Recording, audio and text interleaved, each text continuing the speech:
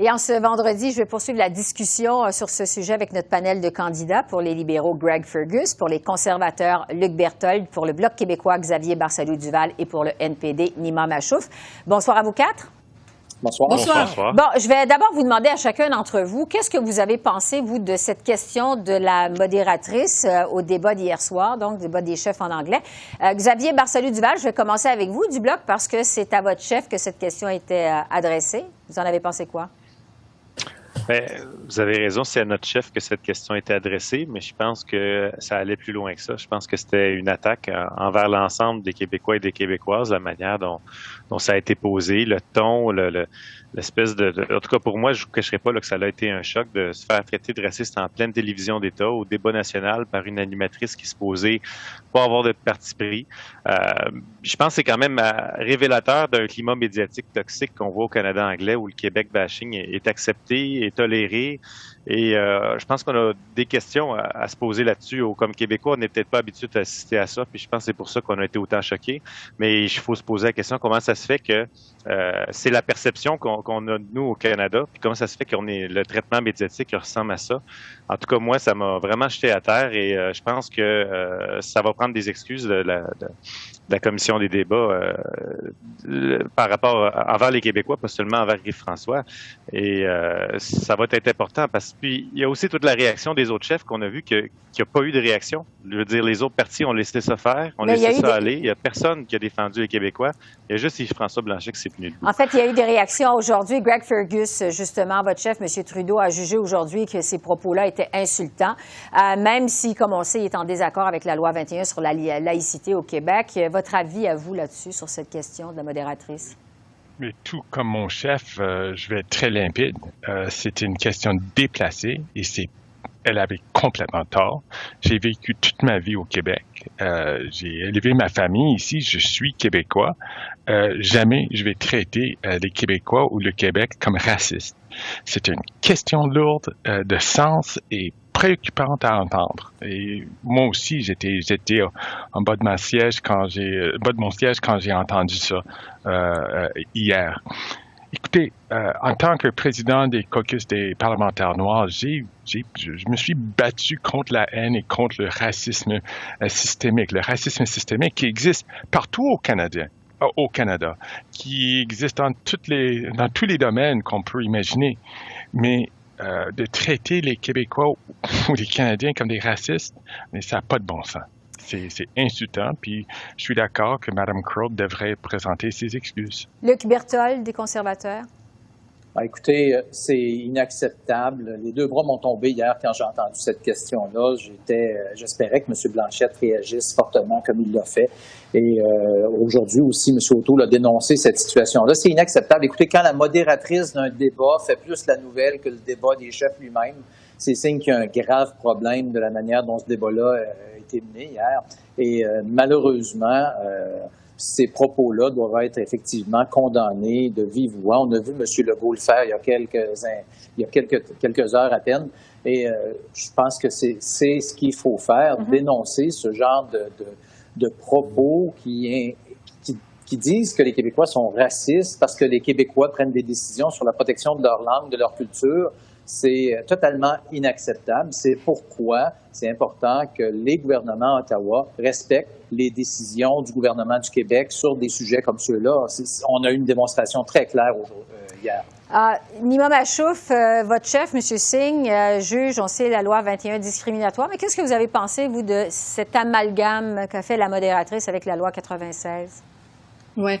En fait, la façon dont la question a été formulée était problématique et elle laissait entendre en quelque sorte que peut-être les Québécois étaient racistes, ce qui est totalement faux et inacceptable.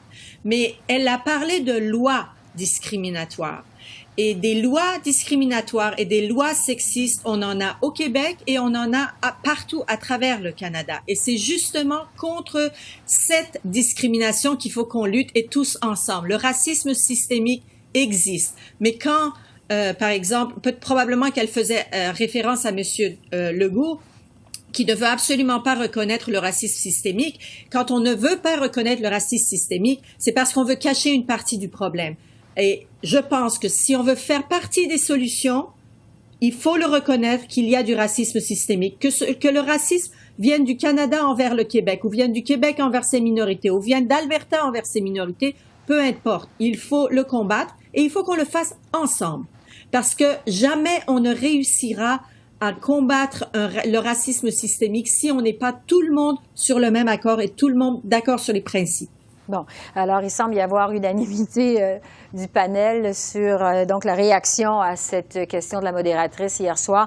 L'autre fait marquant de la semaine, je dirais, c'est l'appui tacite du premier ministre François Legault à un gouvernement minoritaire conservateur.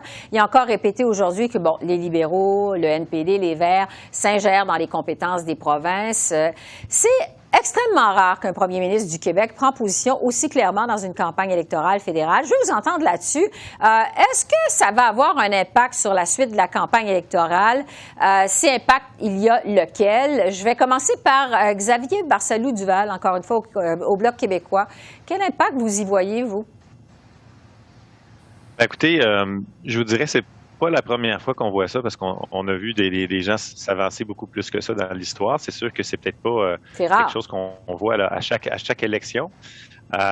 Mais en même temps, je pense que c'est légitime pour les représentants, que ce soit au niveau municipal ou au niveau québécois, de faire part de leurs attentes, de leur vision, puis de qu'est-ce qu'ils pensent qui est mieux pour la nation et des intérêts des gens qu'ils représentent. Et de ce point de vue-là, moi, je vois pas de problème avec les propos que M. Legault a dit. Hein. Il a dit que le Vert, le libéral et le NPD, c'est trois partis centralisateurs auxquels les Québécois peuvent pas faire confiance. Mais sa préférence pour un gouvernement conservateur, conservateur?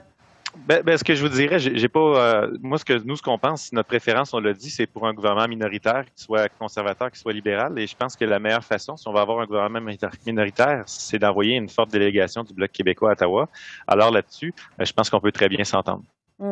Greg Fergus, pour les libéraux, parce que bon, c'est les libéraux qui sont en avance au Québec, est-ce que vous pensez que ça va avoir un impact sur le reste de la campagne au Québec, cette position de M. Legault?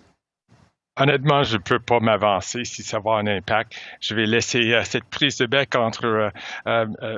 Legault et les troupes de Bloc québécois de régler ce problème-là. Moi, je pense que les Québécois vont voter pour un parti qui veut contribuer 37 000 nouveaux places dans les CPE, dans les garderies, qui vont donner 6 milliards de dollars au Québec pour s'y faire, un parti qui va contrôler les armes à feu au lieu de juste laisser les armes d'assaut bougeonner partout au Québec et au Canada comme les conservateurs veulent faire. Moi, je pense qu'on a livré la marchandise, on a bien négocié avec le gouvernement du Québec sur l'Internet haute vitesse, sur les garderies, sur le logement, surtout le logement abordable. Moi, je pense que le choix est très clair pour les Québécois. C'est soit qu'on va avancer ensemble ou on va retourner en arrière au mauvais temps qu'il existait dans l'ère Harper. Luc Berthold, des conservateurs, l'impact de cette déclaration de M. Legault en faveur des conservateurs? Écoutez, là, pour la première fois depuis le début des panels, je dois dire que mon collègue libéral l'a complètement échappé aujourd'hui parce qu'il vient de faire la démonstration claire de pourquoi François Legault a pris cette décision-là de dire qu'il y a trois partis centralisateurs à Ottawa. Il vient encore une fois de dire que c'est le 6 milliards de M. Trudeau qui va faire en sorte de créer 37 000 places en service de garde au Québec, alors que c'est une décision qu'avait prise François Legault avant que le gouvernement libéral annonce cette entente-là. Et M. Legault l'a encore dit aujourd'hui, ça n'a absolument rien à voir avec l'entente. Le gouvernement a signé une entente sans condition avec le Québec de 6 milliards et il n'y avait pas de place d'attribuer à ça. Et c'est exactement ce que dénonce M. Legault quand il dit qu'il y a trois partis centralisateurs qui veulent imposer des règles, des conditions, s'accaparer des réalisations du Québec et ne pas respecter le champ de compétences des provinces. Quand j'entends M. Fergus, je dois dire que M. Legault a raison de craindre un gouvernement libéral qui va en faire de plus en plus pour s'ingérer dans les compétences du Québec, qui va en mettre de plus en plus de conditions pour verser des sous. Puis quand il va le faire, il y aura toujours des conditions cachées, puis ils vont essayer de s'attribuer des mérites qu'ils n'ont pas, parce que c'était une décision qui avait déjà été prise. Le ministre Lacombe l'a dit lui-même ce matin aussi que ces places-là allaient être créées avec ou sans le 6 milliards d'Ottawa, puis c'était pas l'argent d'Ottawa qui faisait une différence. Avant d'aller à Nima Machouf, Greg, voulez-vous répliquer à Luc Berthold? Oui, mais c'est certain, dans le cadre financier du Parti conservateur, ils n'ont aucune place pour ces montants-là qui va mettre en péril, franchement, qui va Ça ne met pas en défaire péril rien. Le système de garderie au Québec existe. Et le système de garderie existe depuis 20 ans. Là, vous parlez les deux en même temps. On vous perd tous les deux. Allez-y, Greg. Comme vous m'avez posé la question, je ne pense pas que mon collègue va avoir une réponse concernant les armes de poing, les armes d'assaut. Ils font des clins d'œil au National Rifle Association. Il a peur de la réponse. On va faire juste il jouer détourne une l'attention politique, plutôt que de répondre. Après ça, quand on va former le gouvernement, on va laisser, on va défaire la liste des armes d'assaut interdites par le gouvernement canadien. OK. Je veux quand même... clair pour les Québécois. Je veux quand même demander à Nima Machouf, de votre côté, quel va être l'effet, si effet il y a, de cette prise de position de François Legault dans le reste de la campagne électorale, selon vous? Merci, Esther. Moi, je ne suis pas très étonnée. Honnêtement, je ne suis pas très étonnée que M. Legault, qui est le chef de la CAQ, ait plus de partie prenante pour le Parti conservateur. Je ne suis pas du tout étonnée de ça. Ils sont dans la même volet politique, dans la même vision politique. Et je suis pas certaine que ça va être un grand impact sur le choix des Québécois et Québécoises. Mais ce que nous, on prône, de toute manière, c'est qu'on était là pour supporter les Québécois et Québécoises. Et c'est pas vrai que c'est tout le temps des compétences provinciales et fédérales qui fait problème et qui fait des chicanes. Il y a certaines choses qui sont fédérales. La loi sur l'assurance maladie universelle et gratuite, elle est fédérale et les fonds viennent du fédéral et les fonds doivent être les fonds corrects doivent être débloqués au fédéral. Tout de l'argent que les libéraux ont gardé, il faut qu'ils l'envoient aux provinces. Mais la loi, elle est fédérale sur la santé. Et nous, on veut que la santé mentale, par exemple, soit inclue dans l'assurance maladie, que les soins dentaires soient inclus dans l'assurance maladie. Et ça, c'est au bénéfice de l'ensemble de la population et surtout des Québécois et Québécoises qui en ont besoin. Alors, je vois pas où est le problème pour dire que la position de M. Legault peut-être va beaucoup influencer. Moi, je pense que les gens vont regarder ce que chacun des partis a à offrir et ils vont faire le meilleur choix à ce moment-là. Xavier Barsalou-Duval, en quelques secondes, voulez-vous réagir à ce que vient de dire Nima Machouf?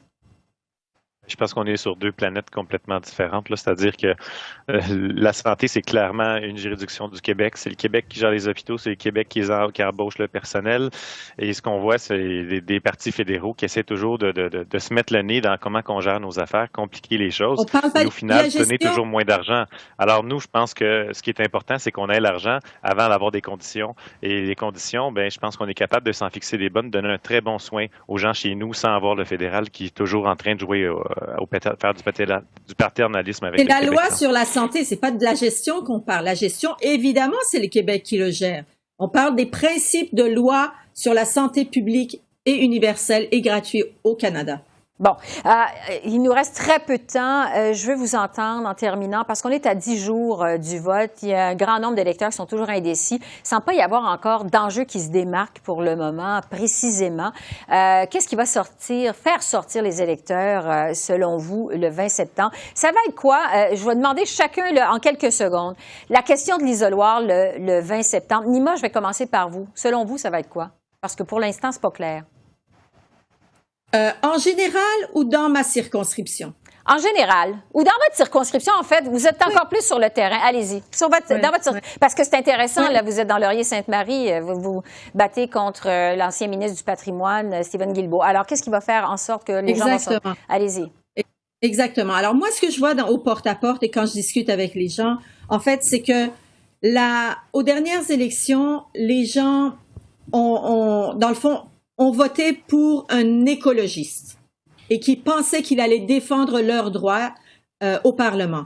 Et ils ont réalisé que finalement, l'écologiste était allé pour blanchir le gouvernement et dire que l'achat de pipelines, c'est bon. Mm-hmm. Même si on a triplé notre production en pétrole, c'est pas grave parce qu'avec les profits qu'on va faire des pétroles, des sables bitumineux, on va pouvoir investir dans les énergies. Je vais demander à tout le monde. Donc, Luc. Les gens sont déçus ils se sont fait avoir l'autre fois et ils s'en souviennent. Luc, ça va être quoi? Je pense que l'environnement va être la question. Moi, ça va être Allez-y. Ça va être très, très court. À Thetford Mines, présentement, on a une éclosion de cas de COVID et les gens partout me demandent qu'est-ce qu'on fait en élection. pourquoi est-ce que le gouvernement Trudeau a déclenché une élection en pleine pandémie alors qu'on doit consacrer nos énergies à protéger notre santé, puis à assurer l'avenir, puis à préparer la relance post-pandémie. Puis présentement, à Thetford Mines, il y a des cas partout. Donc, je peux vous dire que la question revient sur toutes les lèvres, à toutes les portes que je frappe. Bien, Greg Fergus, voulez-vous répondre à ça? Est-ce que ça va être ça la question de l'isoloir, vous pensez? Pour moi, la question de l'isoloir va s'entourer tout autour de la question de les décisions qu'on va prendre maintenant, soit que c'est l'environnement, l'accès aux armes à feu, relance économique, le droit de l'avortement, tout ça, ça tourne autour de la question, est-ce qu'on veut avoir un Québec ou un Canada progressiste? Alors, Xavier, ou est-ce qu'on veut aller faire un retour en arrière? Puis moi, je pense que ça va être la question dans l'isoloir. Xavier Barcelo-Duval, en quelques secondes, selon vous. Oui, mais je dirais que je suis d'accord avec M. Berthold sur la question de comment ça se fait qu'on est en élection. Les gens ont commencé à voter par anticipation aujourd'hui, puis ils posent encore la question au porte-à-porte quand on va voir les gens. Mais au-delà de ça aussi, les gens vont se poser la question, qu'est-ce qu'ils veulent comme genre de gouvernement? Et est-ce qu'ils sont prêts à donner leur confiance à un gouvernement qui soit majoritaire, que ce soit du côté de conservateurs avec les fantômes de leurs droites religieuses, droites sociales qui tournent autour, et du côté des libéraux avec le piètre bilan et les bottines qui suivent jamais les babines malgré les belles promesses. Alors, je pense que ça aussi, ça va jouer beaucoup en ligne de compte. Est-ce qu'il y a un niveau de confiance suffisant pour voter pour un parti ou l'autre? Parce que je pense pas que les gens aient envie de donner une carte blanche. Duval, Nima Machouf, Luc Berthold et Greg Fergus, merci beaucoup. On se retrouve la semaine prochaine. Merci. Au revoir. Merci. Merci. Beaucoup. À la semaine prochaine.